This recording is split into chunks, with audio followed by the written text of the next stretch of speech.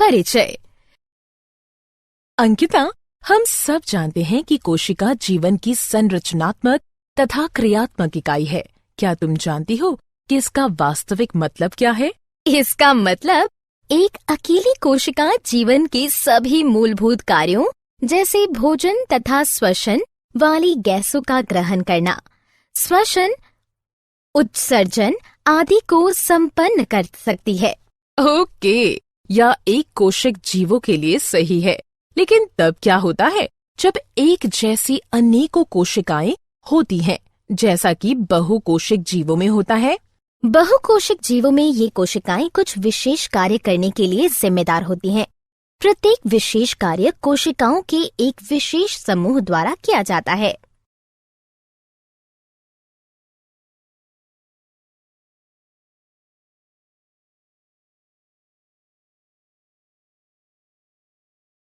हाँ, मुझे याद है कि तंत्रिका कोशिकाएं मस्तिष्क से शरीर के सभी भागों में सूचनाएं ले जाती हैं। पेशिया कोशिकाएं फैलती तथा सिकुड़ती हैं, जिससे गति होती है। रक्त ऑक्सीजन, भोजन, हार्मोन और अपशिष्ट पदार्थों का वहन करता है। पौधे भी सजीव होते हैं तथा जाइलम एवं फ्लोएम कोशिकाएं जल तथा भोजन को एक भाग से दूसरे भाग तक ले जाते हैं। बहुकोशिक जीवों में श्रम विभाजन पाया जाता है, लेकिन मुझे इस शब्द का मतलब अच्छी तरह नहीं पता। श्रम विभाजन का अर्थ है शरीर में एक निश्चित स्थान पर पाई जाने वाली कोशिकाओं के समूह द्वारा एक विशेष कार्य करना। ऐसी कोशिकाओं के समूह को ऊतक कहते हैं, जो कि इस प्रकार से स्थित तथा व्यवस्थित होते हैं जिससे कि वे विशेष कार्य को कर सकें। इस प्रकार हम ऊतक को इस प्रकार भी परिभाषित कर सकते हैं कि ऊतक ऐसी कोशिकाओं का एक समूह है जो कि संरचना में समान होती है तथा एक साथ मिलकर एक विशिष्ट कार्य को संपन्न करती है। उदाहरण, तंत्रिका कोशिका।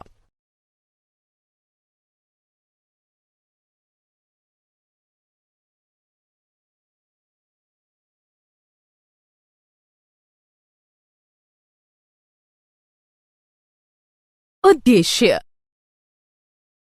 इस पाठ के अंत में आप निम्न करने में सक्षम हो जाएंगे: ऊतक को परिभाषित करना, ऊतक के प्रकारों को पहचानना, पादप तथा जंतु ऊतकों में अंतर को जानना, पादप ऊतकों को जानना, पादप ऊतकों के प्रकारों को जानना, विभज्योतक के गुणों को पहचानना,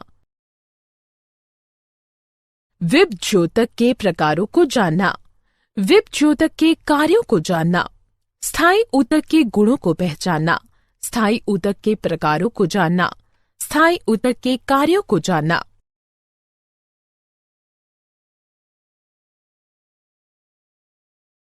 पादप तथा जंतु कोशिका। पादप तथा जंतु दोनों सजीव हैं, किंतु उनकी आंतरिक संरचना बिल्कुल भिन्न होती है। क्या तुम बता सकते हो कि ऐसा क्यों होता है? मैं एक मुख्य अंतर ये जानती हूँ कि पौधे स्वपोषी होते हैं, अर्थात वे हरित लवक यानी क्लोरोप्लास्ट की सहायता से सूर्य के प्रकाश, कार्बन डाइऑक्साइड तथा जल की उपस्थिति में अपना भोजन स्वयं बना सकते हैं। वे एक ही स्थान पर रहते हैं, इसलिए पौधों में इस प्रकार के ऊतक पाए जाते हैं जो कि उन्हें मजबूती प्रदान कर सके। उनमें से कुछ मृत ऊतक होते हैं जो कि यांत्रिक मजबूती प्रदान करते हैं। हाँ, मैं जानती हूँ कि जंतु परपोषी होते हैं तथा भोजन, साथी तथा आश्रय की खोज में उन्हें इधर उधर घूमना पड़ता है, इसलिए उन्हें पौधों की तुलना में अधिक ऊर्जा की आवश्यकता होती है। इस कारण से जंतुओं की अधिकतर ऊतक जीवित होते हैं। पौधों तथा जंतुओं के बीच उनकी वृद्धि के प्रतिरूप में एक मुख्य अंतर होता है। पौधों की वृद्धि कुछ क्षेत्रों में ही सीमित रहती है। हाँ, किंतु जंतुओं में उन स्थानों पर वृद्धि सीमित नहीं होती तथा इनमें वृद्धि नियमित रहती है। जंतुओं में ऊतक तंत्र का संरचनात्मक संगठन अधिक विशेषीकृत होता है।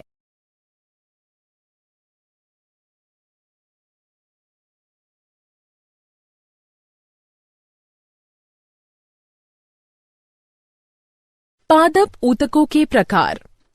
अंकिता, क्या तुम जानती हो कि ऊतकों की विभाजन क्षमता के आधार पर पादप ऊतक दो प्रकार के होते हैं? विभज्योतक तथा स्थायी ऊतक। ऐसे ऊतक जो कि लगातार विभाजित होते हैं तथा पौधों की लंबाई तथा परिधि में वृद्धि में सहायक होते हैं, उन्हें विभज्योतक कहते हैं।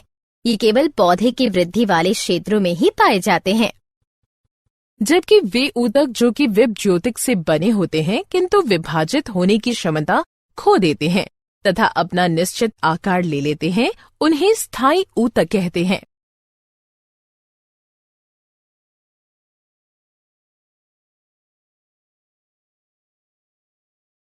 क्रियाकलाप। हमें क्रियाकलाप द्वारा ये सिद्ध कर सकते हैं कि पौधों में विभज्योतक पाए जाते हैं। मैं एक शीशे की नली लूंगी तथा अंकिता तुम पानी से भरी बिल्कुल ऐसा ही एक शीशे की नली लो। उसके बाद प्रत्येक नली में हम समान आकार की प्याज की मूल को 3 दिन तक रख देंगे तथा उसकी मूलों की वृद्धि का परीक्षण करेंगे। हाँ, हम पहले, दूसरे और तीसरे दिन मूलों की लंबाई को मापेंगे। फिर चौथे दिन तुम्हें प्याज की मूलों को काटना होगा और फिर उसे नली में रखना होगा। 5वें दिन फिर हम मूल की लंबाई मापेंगे। 5वें दिन हम मापेंगे मेरे वाले नली की मूलों की वृद्धि रुक गई है। हाँ, ये क्रियाकलाप सिद्ध करता है कि पौधों में वृद्धि कुछ निश्चित क्षेत्रों में ही पाई जाती है, क्योंकि इन क्षेत्रों में विभाजित होने वाले ऊतक अर्थात विभज्योतक पाए जाते हैं। विभज्योतकों के गुण। विभज्योतक पतली भित्ति जीवित कोशिकाओं वाले अति सक्रिय ऊतक होते हैं। उनकी कोशिका भित्ति सेल्यूलोज की बनी होती है। ये आकृति में अंडाकार, गोल अथवा बहुभुजी होते हैं। इनका कोशिका द्रव्य सघन होता है, रसधानी छोटी होती है, केंद्रक प्रधान होता है। ये जीवन पर्यंत विभाजित होते हैं, इसलिए वृद्धि में सहायक होते हैं।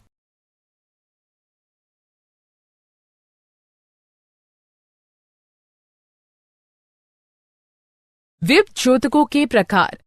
विभज्योतक की उपस्थिति वाले क्षेत्रों के आधार पर इन्हें शीर्षस्थ, पार्श्वीय तथा अंतर्विष्ट भागों से वर्गीकृत किया गया है। जड़ों तथा तनों की वृद्धि वाले भाग में पाए जाने वाले ऊतक शीर्षस्थ विभज्योतक कहलाते हैं।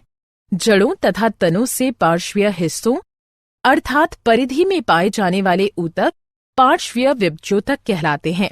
तनों के पर्वों के निचले भाग में पाए जाने वाले ऊतक अंतर्विष्ट विभज्योतक कहलाते हैं।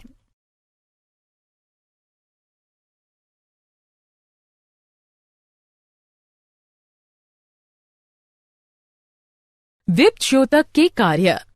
विभज्योतकों का मुख्य कार्य लगातार नई कोशिकाओं का निर्माण करना है।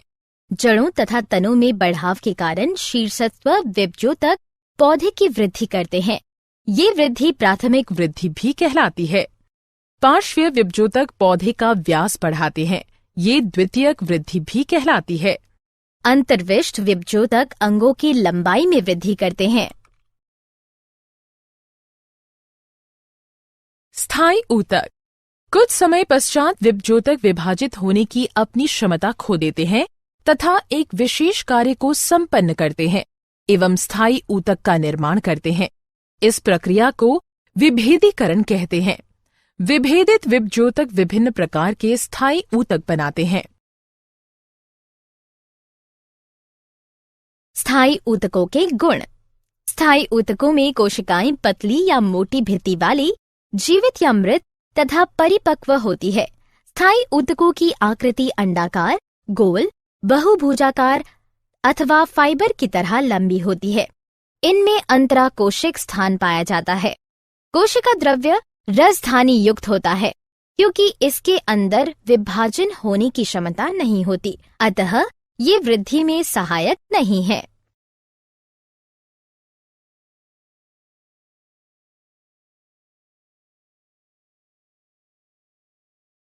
क्रियाकलाप। हमें क्रियाकलाप द्वारा देख सकते हैं कि पौधों में विभिन्न प्रकार की कोशिकाएं पाई जाती हैं। एक पौधे के तने को लो तथा उसके पतले सेक्शन भाग काट लो। अब इसे सेफ्रेनिन से रंजित करो। इसे स्लाइड पर रखो तथा ग्लिसरीन की एक बूंद डालो। अब इसे कवर स्लिप से ढक दो। अब सूक्ष्मदर्शी से इसका निरीक्षण करने पर हम विभिन्न प्रकार की कोशिकाएं तथा उनके विन्यास को देख सकते हैं। स्थायी ऊतकों के प्रकार। कोशिकाओं के व्यवहार के आधार पर स्थायी ऊतक दो प्रकार के होते हैं, सरल स्थायी ऊतक एवं जटिल स्थायी ऊतक। सरल स्थायी ऊतक उन कोशिकाओं के बने होते हैं जो कि कार्य तथा संरचना में समान होती है।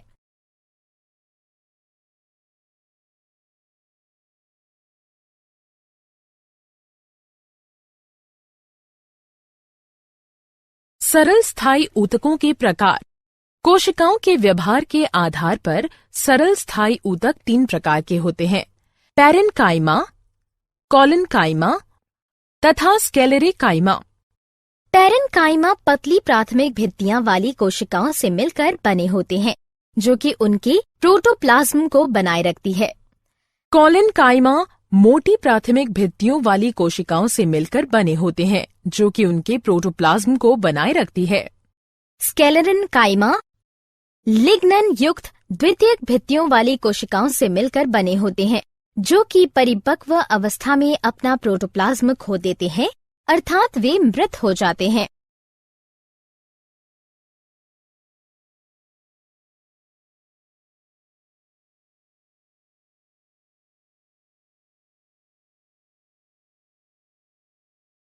क्रियाकलाप। एक अन्य क्रियाकलाप द्वारा पत्ती की कोशिकाओं की विभिन्न परतों को हम देख सकते हैं। अंकिता, रियो की एक पत्ती लो। हाँ, मैंने रियो की एक पत्ती ले ली है। अब मुझे क्या करना चाहिए? अब इसे थोड़ा सा दबाव लगाकर तोड़ो। जब तुम इसको खींचते हो तो कटे हुए भाग से थोड़ा इसका गूदा या छिलका बाहर निकल आता है। मैंने इसका छिलका निकाल दिया है तथा इसे जल से भरी हुई पेट्री डिश में रख दिया है। हाँ, अब सैफरन इनकी कुछ बूंदें मिलाओ तथा 2 से 3 मिनट इंतजार करो। अब मैंने एक बूंद ग्लिसरीन की सहायता से इसे एक स्लाइड पर रख दिया है तथा इसे कवर स्लिप से ढक दिया है। जब तुम सूक्ष्मदर्शी की सहायता से इसका परीक्षण करोगे तो तुम्हें कोशिका की अनेक परतें दिखाई देंगी। कोशिका की सबसे बाह्य परत को एपिडर्मिस कहते हैं। ये साधारणतः कोशिकाओं की एकल परत से बनी होती है। एपिडर्मिस की बाह्य तथा बराबर वाली भित्तियां आंतरिक भित्तियों के मुकाबले अधिक मोटी होती है। सभी पौधों की पूरी सतह पर एपिडर्मिस पाई जाती है। ये जल हानि के विरुद्ध यांत्रिक आघात तथा परिजीवी कवक के प्रवेश से पौधों के सभी भागों की रक्षा करती है। पत्ती की एपिडर्मिस में छोटे छोटे छिद्र होते हैं जिन्हें स्टोमेटा कहते हैं। स्टोमेटा के 2 वृक्क के आकार की कोशिकाएं घेरे रहती हैं जिन्हें रक्षी कोशिकाएं कहते हैं। ये कोशिकाएं वातावरण से गैसों के आदान प्रदान तथा वाष्पोत्सर्जन में सहायक होता है।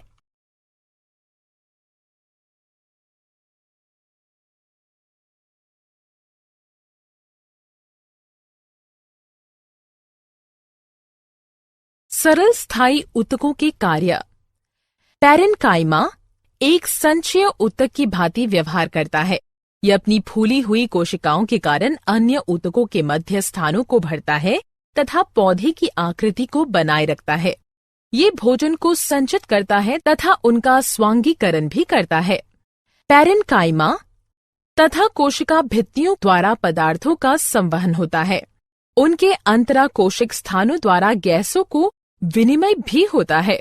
वे पौधों के व्यर्थ पदार्थों जैसे टेनिन, गोंद, रेजिन आदि का संग्रह भी करते हैं। कॉलेन्काइमा एक यांत्रिक ऊतक है, इसलिए ये यांत्रिक सहायता तथा लचीलापन प्रदान करता है। स्क्लेरेन्काइमा मुख्यतः यांत्रिक होता है तथा सुरक्षा प्रदान करता है। ये पौधों को मजबूती, उभार तथा लचीलापन देता है। जटिल स्थायी ऊतकों के प्रकार। जटिल स्थायी ऊतक एक से अधिक प्रकार की कोशिकाओं से बने होते हैं। ये सभी कोशिकाएं परस्पर मिलकर एक इकाई के समान कार्य करती हैं। कोशिकाओं के व्यवहार के आधार पर जटिल स्थायी ऊतक 2 प्रकार के होते हैं, जाइलम तथा फ्लोएम। पौधों के सहायक तथा जल संवहन ऊतक मुख्यतः वाहिनिका ट्रेकिड वाहिका तथा काष्ठिया ऊतक से मिलकर बने होते हैं। पौधों के भोजन संवहन ऊतक चालनी नलिकाओं, रेशों, पैराक्राइमा तथा स्किलेरेट से मिलकर बने होते हैं।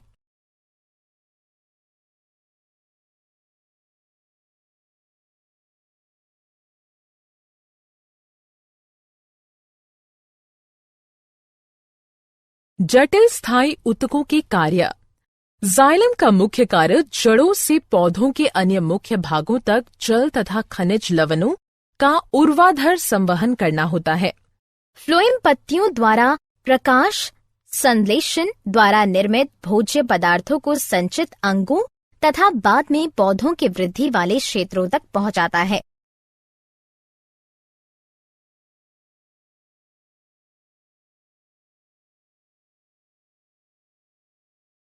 क्या आप जानते हैं च्युइंग अचरस स्पोटा नामक पौधे का लेटेक्स होती है? पादप जगत के स्केलेटन काइमा के अंदर सबसे लंबी कोशिकाएं पाई जाती हैं। वाणिज्यिक कॉर्क ओक नामक पौधे से प्राप्त की जाती है। एक बीजपत्री पौधे जैसे घास में रक्षी कोशिकाएं डंबल के आकार की होती हैं।